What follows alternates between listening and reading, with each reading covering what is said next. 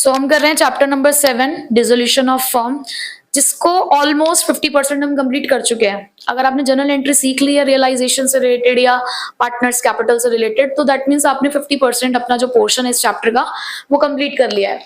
अब रिमेनिंग 50% में बेसिकली क्या है, आपको रियलाइजेशन अकाउंट बनाना है, पार्टनर्स कैपिटल अकाउंट बनाना है, हो सकता है पार्टनर का लोन अकाउंट भी बनाना हो, और लास्ट में आपका कैश या बैंक अकाउंट। ठीक है, जो मेन मैंने आपको कहा था कि जो हीरो है इस चैप्टर का वो रियलाइजेशन अकाउंट ही है। चाहे हमें उसकी जर्नल एंट्री करनी हो, चाहे हमें उसका अकाउंट प्रिपेयर करना हो, partners capital account, loan account, cash bank account, ये कुछ भी नहीं है। मेन जो भी कुछ है वो इस चैप्टर के अंदर रियलाइजेशन अकाउंट ही है। ठीक है, सो जैसा कि आपने बेसिक तो पढ़ ही लिया है कि रियलाइजेशन अकाउंट किस लिए बनाया जाता है, ताकि at the time of dissolution हमारे पास जितने भी एसेट्स हैं जिनको हम रियलाइज कर सकते हैं उनको हम रियलाइज कर सकें, और जितने भी हमारी आउटसाइड लाइबिलिटीज हैं उनको हम सेटल ऑफ कर सकें। तो यहाँ पे सबसे पहला काम आपका यही होता है कि जब भी आप रियलाइजेशन अकाउंट बनाते हो, सो डेबिट साइड में आपको सारे एसेट्स ट्रांसफर करने हैं। याद है हमने एंट्री करी थी क्लोजिंग ऑफ एसेट्स अकाउंट की, क्या, रियलाइजेशन टू सन्ड्री एसेट्स, क्योंकि एसेट्स का डेबिट बैलेंस होता है तो उनको क्रेडिट बैलेंस करके हमने उनको क्या किया, क्लोज किया उनको क्रेडिट करके। तो यहाँ पे वो सारे एसेट्स आएंगे, कौन कौन से सारे, जितने भी टेंजिबल और इंटेंजिबल एसेट हैं, जैसे कि land, building, furniture, plant, machinery, debtors, but cash और बैंक नहीं, क्योंकि वो तो ऑलरेडी कैश के फॉर्म में है ना, वो तो ऑलरेडी हमारे पास आ चुका है कैश। उसके अलावा यहाँ पर इनटेंजिबल एसेट्स भी ट्रांसफर किए जाएंगे। दैट मीन्स कि अगर आपके पास गुडविल दे रखी है क्वेश्चन के अंदर आपके एसेट साइड में, तो गुडविल भी यही आती है। ठीक है, अगर आपके पास इन्वेस्टमेंट्स हैं तो इन्वेस्टमेंट्स भी आपके यहीं आएंगी। ठीक है, तो आप यहाँ पे गुडविल का बिल्कुल अलग ट्रीटमेंट देखेंगे जो आपने अब तक किसी भी चैप्टर के अंदर नहीं देखा है। इसी तरीके से यहाँ जब आप सन्ड्री लाइबिलिटीज को ट्रांसफर करेंगे तो वहां हमने एंट्री सीखी थी सन्ड्री लाइबिलिटीज टू रियलाइजेशन, क्योंकि लाइबिलिटीज का बैलेंस क्रेडिट होता है, उन अकाउंट्स को क्लोज करने के लिए वहां पर हमने उनको डेबिट किया। तो यहाँ पे आप क्रॉस एंट्री ट्रांसफर करोगे तो ऑब्वियसली क्रेडिट साइड में ट्रांसफर होगा।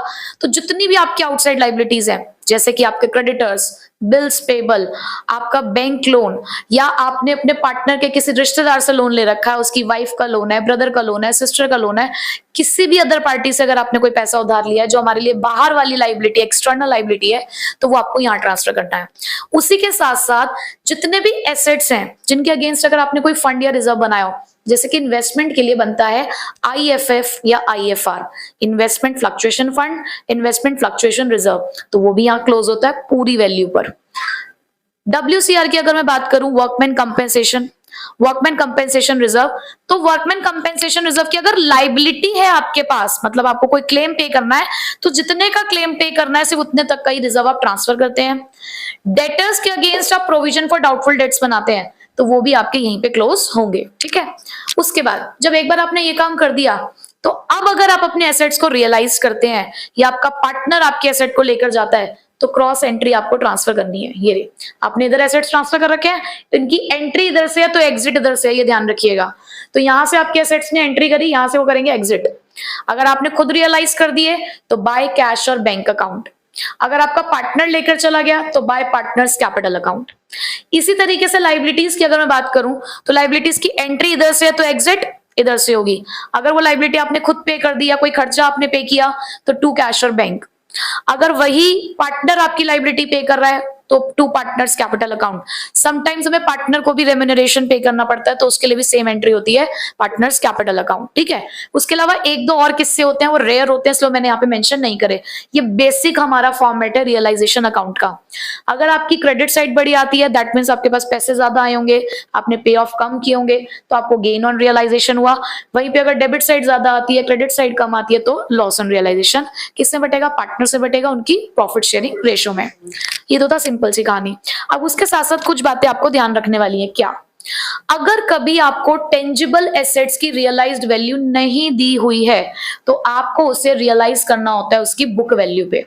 जैसे कि आपके पास फर्नीचर है 10,000 का, क्वेश्चन में कहीं नहीं लिखा कि आपने फर्नीचर को कितनी वैल्यू पे रियलाइज किया, कितने में गया वो मार्केट के अंदर, तो आपको कितने पे रियलाइज करना है, 10,000 पे। बट यही कहानी अगर इंटेंजिबल एसेट्स के लिए, तो हमने गुडविल ट्रांसफर करी 1 लाख रुपए की, कहीं कुछ नहीं लिखा हुआ है, तो कुछ नहीं करना। इंटेंजिबल एसेट्स को हमें रियलाइज नहीं करना, not to be realised at all. ठीक, सिर्फ टेंजिबल एसेट्स के लिए बात हो रही है। उसके बाद अगर इसी तरीके से लाइबिलिटीज के लिए सेटलमेंट वैल्यू ना दे रखी हो तो क्रेडिटर दे रखे हैं 30,000 के, बट बताया ही नहीं कि कितनी पेमेंट गई है, तो आप उसे भी किस वैल्यू पे पे करेंगे, बुक वैल्यू पे पे करेंगे। ठीक है, उसके बाद जितने भी फ्री रिजर्व्स हैं या लॉसेस है, फ्री रिजर्व्स और लॉसेस मींस आपके पास जनरल रिजर्व होता है, कई बार प्रॉफिट एंड लॉस का क्रेडिट बैलेंस होता है, कई बार आपके पास प्रॉफिट एंड लॉस का डेबिट बैलेंस होता है, तो इनका ट्रीटमेंट जो आप अदर चैप्टर्स में करते आए हो बिल्कुल सेम वही है कि ये पार्टनर्स में ही बांटे जाएंगे उनकी प्रॉफिट शेयरिंग रेशो में, कहां पर जाके, उनके कैपिटल अकाउंट्स में। उसी तरीके से अगर कोई फिक्टिशियस एसेट है जैसे कि एडवर्टाइजमेंट सस्पेंस जिसे आप कहते हो, डिफर्ड रेवेन्यू एक्सपेंडिचर, तो बिल्कुल वही आपको उनको कैपिटल अकाउंट्स में ट्रांसफर करना है, किसमें, पार्टनर्स के, और वही उनकी पीएसआर में। अगर WCR है तो जैसे मैंने आपको यहाँ पे बताया कि वो सिर्फ तभी रियलाइजेशन अकाउंट में ट्रांसफर किया जाएगा अगर कोई क्लेम होगा, अगर कोई क्लेम नहीं है तो वो भी बांट दिया जाएगा पार्टनर्स में उनकी कैपिटल अकाउंट्स के अंदर उनकी पीएसआर में। ठीक है, तो ये बेसिक था। अब हम कुछ क्वेश्चन कर लेते हैं और मेरे ख्याल से मैं एक क्वेश्चन ही आपको ऐसा कराऊंगी जिससे आपको पूरा कॉन्सेप्ट क्लियर हो जाएगा। ठीक है, तो अब हम करते हैं इसका एक क्वेश्चन, और ये एक ऐसा क्वेश्चन है जिसमें ऑलमोस्ट आपके जो सारे डाउट्स हैं या कंफ्यूजन है सब क्लियर हो जाएंगे, क्योंकि बहुत सारी चीजें इसके अंदर, एक कॉम्प्रिहेंसिव क्वेश्चन आप इसे कह सकते हो। So question number 22 is Ashish Kanav were partners in a firm sharing profits and losses in the ratio of 3:2. On 31st March 2018, their balance sheet was as follows. तो आपको यहाँ पे बैलेंस शीट दे रखी है, बहुत कुछ आप देख रहे हो इसके अंदर, ट्रेड क्रेडिटर्स है, ईपीएफ है, बहुत कुछ है। तो सबसे पहले अगर हमें रियलाइजेशन अकाउंट बनाना है, जैसे कि लास्ट में हम देख रहे हैं कि रियलाइजेशन ही आपसे पूछा गया है, तो आपको करना क्या है, आपको सबसे पहले सारे एसेट्स और सारी लाइबिलिटीज को ट्रांसफर करना है। ठीक है, सो वन बाय वन करते हैं। सबसे पहले अगर हम एसेट साइड में देखें तो क्या बैंक रियलाइजेशन में हमें लिखना है, नहीं, बैंक नहीं लिखेंगे, हम यहाँ पे लिखेंगे stock, debtors, furniture, plant, investments, profit and loss. Profit and loss कहाँ बेचने जाएंगे हम, तो हमारे पार्टनर्स का लॉस है वो पार्टनर्स बियर करेंगे। ठीक है, तो सब चीजों को इनकी बुक वैल्यू पे ट्रांसफर कर देते हैं। एसेट्स हमने सारे ट्रांसफर कर लिए हैं, अब ऐसे लाइबिलिटीज देखते हैं। अब लाइबिलिटीज में अगर मैं देखूं तो मुझे सिर्फ आउटसाइड लाइबिलिटीज देखनी है। ठीक है, so trade creditors outside liability है, employees provident fund outside liability है, मिसेस आशीष लोन, आशीष हमारा पार्टनर है, उसकी मिसेस हमारे लिए तो भाई आउटसाइडर है, उसके लिए उसकी बीवी है, उसके लिए घरवाली, हमारे लिए तो यहाँ बाहर वाली है, तो हम तो यहाँ पे उसे आउटसाइड लाइबिलिटी ही मानेंगे। कनव का लोन हमारा पार्टनर है और पार्टनर का लोन रियलाइजेशन में ट्रांसफर नहीं किया जाता। वर्कमैन कंपेंसेशन रिजर्व, इसे ट्रांसफर करने से पहले हमें चेक करना है कि क्या कोई क्लेम है क्या। मुझे क्वेश्चन में कहीं से कहीं तक कोई क्लेम नहीं दिख रहा है, तो यहाँ पे ट्रांसफर नहीं किया जाएगा। इन्वेस्टमेंट फ्लक्चुएशन रिजर्व बिल्कुल ट्रांसफर होगा, कैपिटल अकाउंट्स ट्रांसफर नहीं होंगे। फीस भी हमने ट्रांसफर कर दी है। अब हमारा मेन काम क्या है, अब हमें देखना है सिर्फ नीचे के पॉइंट्स को। पॉइंट्स की अगर मैं बात करूं तो सबसे पहला पॉइंट क्या कहता है, that Ashish agreed to take over furniture at 38,000 and pay Mrs Ashish loan. वो कहता है कि मैं आपका एक एसेट लेकर जा रहा हूं और मैं आपकी एक लाइबिलिटी जो है ना, जो मेरी बीवी के नाम पर है, मिसेस आशीष लोन के नाम से, मैं आपकी वो लाइबिलिटी भी पे कर दूंगा। ठीक है, हमने पढ़ा कि कोई भी एसेट होता है उसकी एंट्री इधर से है तो एग्जिट इधर से है। तो आपका एक पार्टनर आपका एक एसेट लेके जा रहा है तो आप उसके कैपिटल में से पैसा निकालेंगे, तो आप यहाँ पे लिखेंगे बाय आशीष कैपिटल अकाउंट। क्या दिया आपने उसे, फर्नीचर, 38,000 फर्नीचर हमने उसको दिया, फर्नीचर आपको उससे मतलब है, आपने सारी बुक वैल्यूज यहाँ क्लोज कर दिया। अब जितने का वो एसेट जाएगा, तो जितने की लाइबिलिटी पे ऑफ होगी हमें उससे मतलब होगा, तो वो फर्नीचर 38 का ले गया तो हमने 38 से एंट्री कर दी।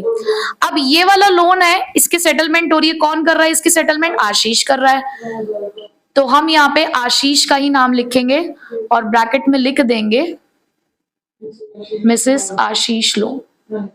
ठीक, सेकेंड पॉइंट पे चलते हैं। Debtors realized 18,500 and plant realized 10% more. Debtors realized यानी कि debtors के पास जब हम पैसा मांगने के लिए गए तो उन्होंने हमें पैसा दिया है, that means हमने खुद यहाँ पर अपने एक एसेट को रियलाइज किया, तो हम कैश या बैंक का इस्तेमाल करेंगे। क्वेश्चन में हमारे पास बैंक है तो हम यहाँ बैंक का यूज कर लेते हैं। आप चाहें तो अलग अलग भी एंट्री कर सकते हैं कि जितने एसेट्स हैं उनके लिए अलग अलग एंट्री कर रहे हो। मैं एक ही बार एंट्री करूंगी, ठीक है, और अपना समय बचाऊंगी। तो यहाँ पे डेटर्स, और आप भी ऐसा कर सकते हैं। कितना पैसे दिए डेटर्स ने हमें? डेटर्स रियलाइज्ड हुए हैं 18,500 के, और उन्होंने कहा प्लांट 10% मोर। प्लांट है आपके पास 2,10,000, 10% यानी कि 21,000। तो बेसिकली आपका जो प्लांट रियलाइज हो रहा है वो कितने पे हो रहा है? 2,31,000। ठीक, अभी इसको क्लोज नहीं करना है क्योंकि और भी एसेट्स बाकी हैं। आगे लिखा है कनव took over 40% of the stock at 20% less than the book value, remaining stock was sold at a gain of 10%। 24,000 का हमारा टोटल स्टॉक है, उसका 40% हुआ 9,600। कनव ये वाला स्टॉक लेकर जा रहा है, कैसे? कितनी परसेंट कम पे?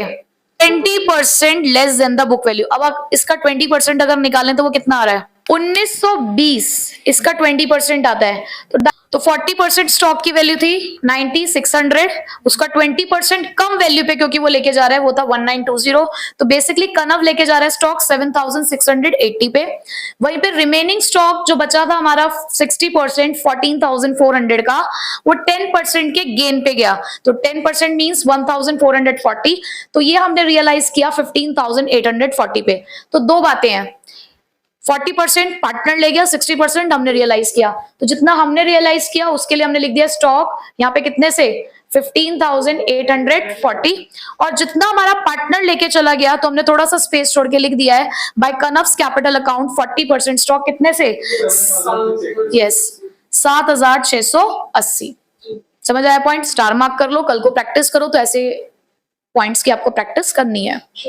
आगे चलते हैं, लिखा है trade creditors took over investments in full settlement.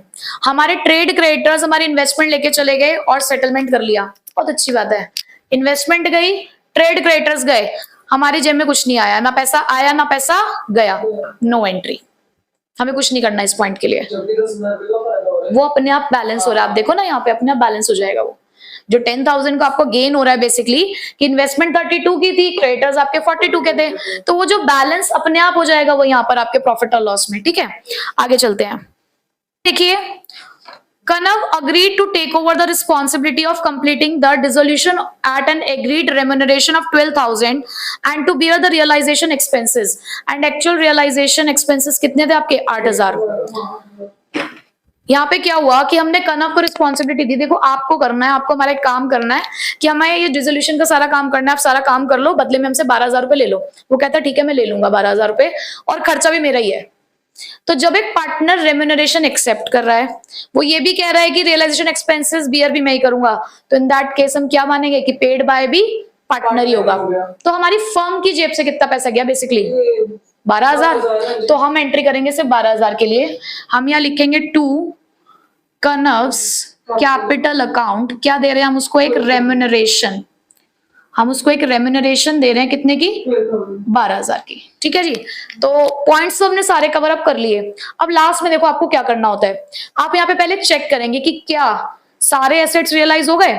Stock हो गया, 40% यहाँ हो गया, 60% यहाँ हो गया। डेटर्स की पेमेंट भी आ चुकी थी 18,500। फर्नीचर हमारा एक पार्टनर ले गया था, प्लांट हमने यहाँ रियलाइज कर दिया है, इन्वेस्टमेंट हमारा कौन लेके चला गया? क्रेडिटर लेके चला गया। ठीक, ऐसी लाइबिलिटीज को चेक करो। ट्रेड क्रेडिटर्स ने इन्वेस्टमेंट एक्सेप्ट कर ली थी। ईपीएफ, एम्प्लॉयज प्रोविडेंट फंड, हमारे एम्प्लॉयज भी तो कहेंगे हमारा पीएफ का पैसा दो, तो लो भाई पे कर दो उनको। आपने उनको पे करना है उसको यहाँ पर टू बैंक अकाउंट ईपीएफ। कितने का है? पूरे 60,000 का। ठीक है, उसके बाद मिसेस आशीष लोन, आशीष ने पे कर दिया। आईएफआर की कोई पेमेंट नहीं होती है क्योंकि वो एक रिजर्व है। तो बस अब आपको क्या करना है? नॉर्मल बैलेंस करना है। करते हैं जरा।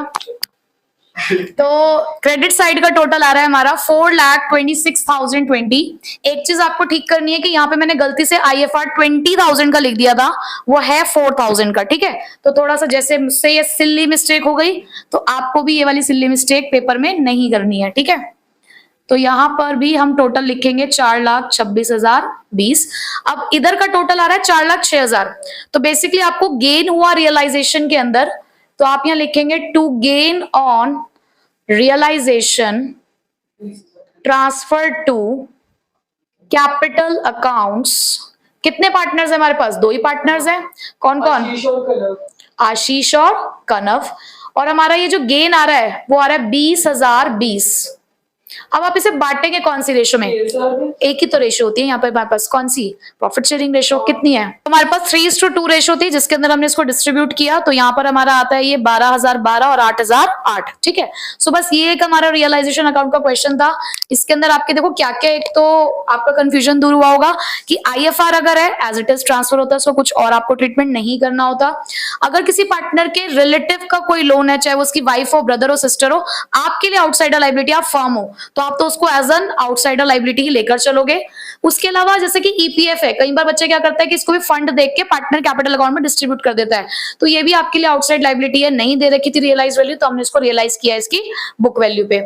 रेम्यूनरेशन वाली बात थी कि यहाँ पर एक पार्टनर था, हमसे रेम्यूनरेशन ले रहा था, एक्सपेंसेस को बियर वो कर रहा है, तो हम ये मान के चलते हैं कि क्योंकि रेम्यूनरेशन अलाउड की गई है तो पे भी उसने किया होगा, तो paid by the partner, bond by the partner, तो उसकी हमने कोई एंट्री नहीं करी 8,000 की, बट फर्म के पास से जो 12,000 रुपए गए हमने उसकी एंट्री करी है, ठीक है, क्लियर।